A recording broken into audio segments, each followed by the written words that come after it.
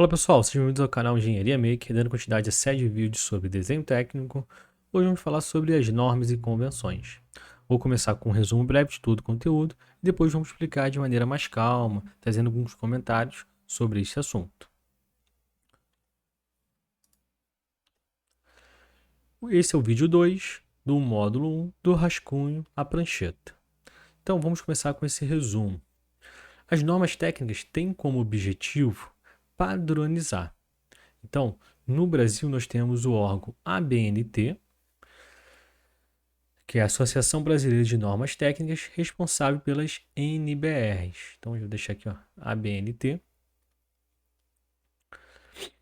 As normas, elas são enumeradas sequencialmente, podendo ter anexos ou divididas em partes, apresentam seu ano de publicação e em conjunto com um título correspondente ao conteúdo. Já no âmbito internacional, nós temos as ISO, Organização Internacional de Padronização. No nosso dia a dia, utilizamos normas de outros países devido à sua difusão. Por exemplo, os disjuntores elétricos, a gente costuma comprar lá o disjuntor branco. Normalmente a gente associa até no mercado de disjuntor DIN. Então, porque existe uma norma DIN que padroniza aquele tipo de disjuntor. A viscosidade do óleo de motor, por exemplo, a gente utiliza a SAI. Já roscas de parafusos, normalmente a gente utiliza algumas normas da BSI. Dimensões para tubos pela ANSI. Então, com a ausência de uma norma BNT, a gente parte para uma ISO. Se a gente não encontrar numa ISO, a gente pode procurar normas de outros países, que provavelmente vai ter alguma reunião que aquela norma daquele país pode ser integrada na ISO e depois integrada no Brasil. Ou uma norma que tem no Brasil, depois ela é integrada na ISO. E assim a gente tem um caminho mais claro. E onde a gente encontra essas normas? Então, normalmente, pelo site da própria BNT. E já deixei até aqui um quarto, dica para quem está associado ao CREA. Então, deixa eu abrir o navegador aqui. Então, abntcatálogo.com.br é onde você vai descobrir se uma norma, então já deixei ter uma pesquisada aqui, ó, 16752, vou comentar um pouco mais à frente. Então, olha, é uma norma BNT, o número dela 16752, o ano de publicação 2020. Qual o nome dessa norma? Desenho técnico, requisitos para apresentação em folha de desenho. Então aqui a gente consegue ver um pouco dessa norma, um resumo dela. E o principal, o status, está em vigor.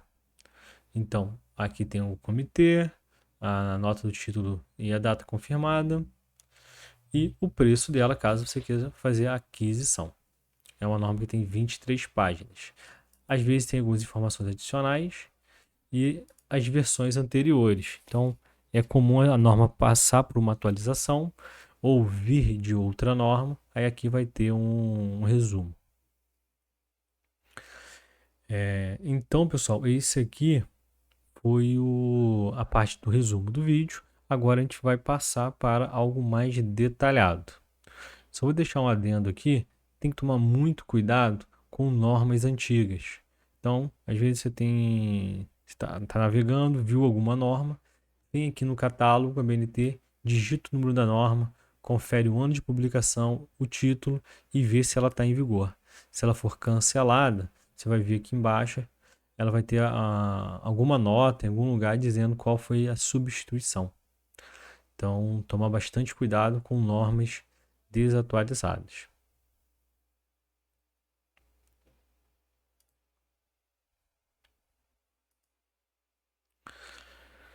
Então, pessoal, as normas, comumente chamadas de norma, as normas técnicas têm o objetivo principal de padronizar. Para a área de engenharia no Brasil, nós temos as NBRs, normas brasileiras. Historicamente, as padronizações surgiram a necessidade de estabelecer as boas práticas, orientações técnicas e regulamentações. No Brasil, nós tivemos um marco histórico com a criação da ABNT, Associação Brasileira de Normas Técnicas, formada uma entidade privada sem fins lucrativos, responsável pela elaboração, publicação e Gestões da NBR. Então, ela foi fundada em 1940, em meio ao processo de industrialização crescente e se posicionando mais ativamente no mercado internacional, aumentando a necessidade de garantir a qualidade e competitividade produtiva do Brasil. Então, seguindo uma inspiração internacional, a BNT, com as NBRs, passaram a adotar as normas internacionais como referência e participar ativamente na elaboração das normas de nível global. Então, a BNT está super vinculada às ISOs. Então, os comitês estão sempre em acordo. Então, hoje, eu utilizo como fonte primária a coletânea da ABNT. Então, você está... Primeira dúvida, quero saber se tem alguma informação normalizada. A gente vai pelo catálogo ABNT, vê o número da norma, estuda ela e aplica. Caso não tenha lá, aí a gente parte para ISO. E dependendo da área, a gente pode seguir por alguma, por exemplo, a parte automotiva. Então a SAI é muito ativa. Então, Sociedade Americana de Engenheiros Automotivos, né? Então, fundada em 1905. Tem muita informação. A SAI vai ser primeiro homologado na SAI, depois vai para uma ISO, depois vai para uma BNT. Então, alguns setores, alguns órgãos acabam prevalecendo, tendo informações, padronizações mais recentes. Então, nós temos, além da ABNT e a ISO que eu comentei, a SAI, temos a DIN. Então, a DIN é alemã, fundada em 1917. A ANSI é americana, fundada em 1918. A BSI, que é britânica, fundada em 1901. E a ISO, hoje é composta por pelo menos 167 países membros. Então, tem 167 países aí ou mais. Então, pode dar uma pesquisada aí e ver qual é o número atual. Mas são bastante países membros. Convenções e normas internas. Então, a norma seria o primeiro caminho. E depois nós temos também convenções que ainda são boas práticas que não foram normalizadas.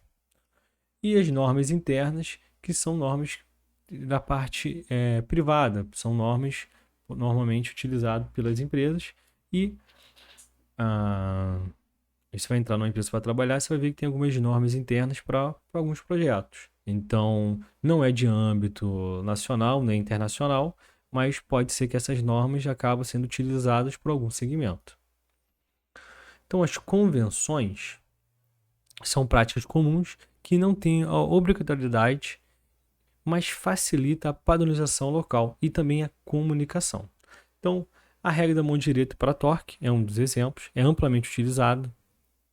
Nas oficinas, é muito comum para determinar o diâmetro da broca, para abrir um furo, que será rosqueado depois, utilizar uma equaçãozinha que é o diâmetro da broca, é igual ao diâmetro nominal da rosca menos o passo.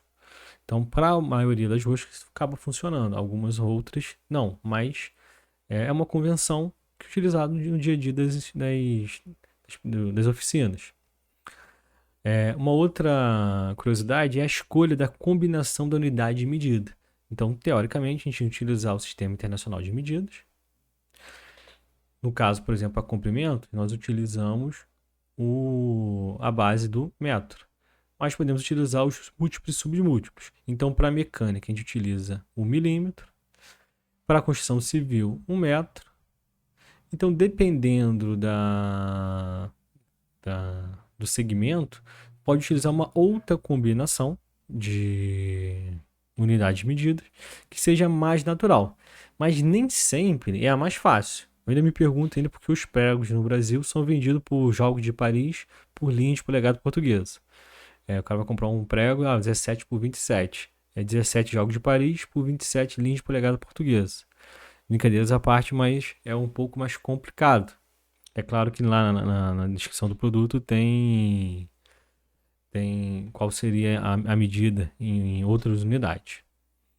Então, na hora de comprar ferragem, então, normalmente compra polegada, perfil tubular em milímetro, parafuso em polegada, vem diminuindo, mas ainda assim uma fatia significativa do mercado nacional, até porque a gente tem uma importação forte de países que utilizam a unidade base como polegada. Então, pessoal, isso são as convenções. Agora, as normas internas são específicas a instituições e empresas. Tem o objetivo de padronizar, otimizar e melhorar a qualidade e segurança. É comum uma empresa lançar um produto e o seu modelo até se sobressair de tal maneira que vira uma referência. É comum isso na indústria metalúrgica.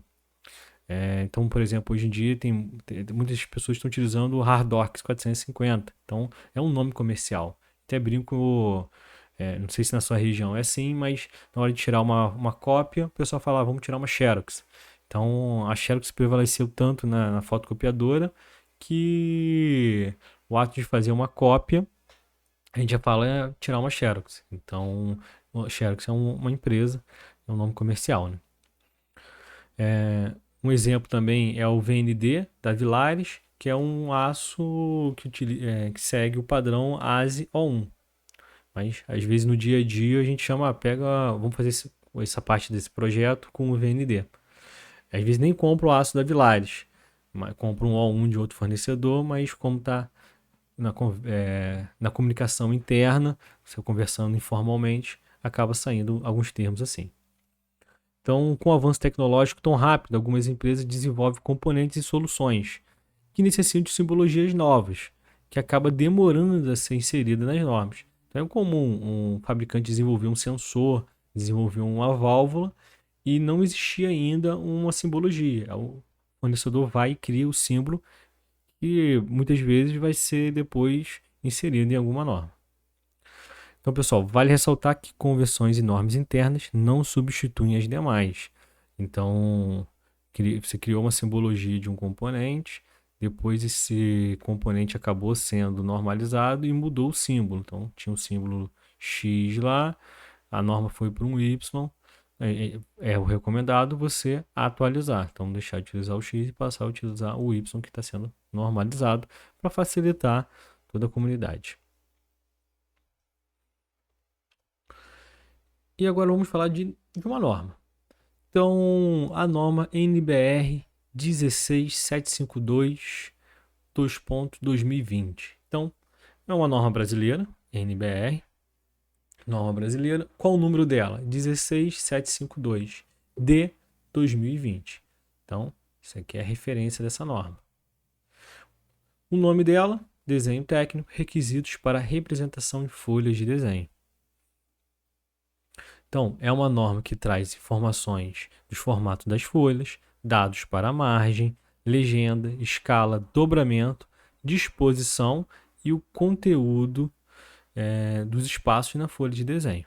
Então, isso daqui é uma norma que eu vou deixar para vocês darem uma pesquisada, dar uma procurada aí e vamos ver o que vocês acham de informação. No início do vídeo, eu abri o navegador e a gente deu uma olhada lá no site da BNT, que é uma norma que está em vigor.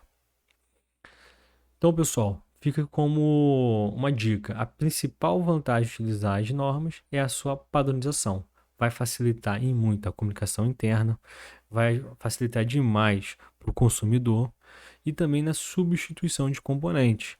Então, se você utilizar um componente já que está de prateleira, ajuda demais a industrialização dele. Então, para o projetista, facilita a escolha dos componentes, elementos e outros. Agora, depois de tudo que a gente conversou sobre normas, me diga nos comentários quais as normas vocês mais utilizam e, se puder, escolher uma norma, qual seria. Então, a primeira norma é que você mais utiliza, que você mais gosta, depois deixe algumas dicas aqui para o pessoal que está dando uma olhada neste vídeo, que vai ajudar demais na pesquisa de todo mundo. Pessoal, espero vocês no próximo vídeo, espero que tenham gostado, se inscreva no canal, deixe seu like e até a próxima. Muito obrigado.